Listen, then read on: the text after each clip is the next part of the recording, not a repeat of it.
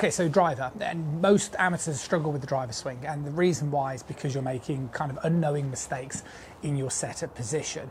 The first mistake that you're making is you're teeing the golf ball potentially too high. So most golfers tend to think, yep, I'll go for a really high sort of tee peg because that will help me look at the back of the golf ball and create a lot of tilting motions. But all that ends up happening is that you end up with the ball really high, you end up with this huge amount of tilt, and then you end up where you can't actually turn and you just end up hitting it off the back leg. And that's why the ball doesn't go anywhere, and there's no point using a driver because it doesn't go any further than potentially your hybrid or something like that. Now, you see, most people, when they practice golf and they start to hit the ball off the floor, they understand the importance of keeping the head still and turning, because they know if they do that, they can hit down on the back of the golf ball.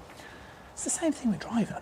It's just that the difference is, instead of me positioning the ball towards the centre of my stance, I move the ball to the left of my stance. So what happens is, my head is obviously further to the right of the ball, but what I want to do is I still want to make sure I produce a nice rotation where my head stays still. I don't want to exasperate this tilt position too much.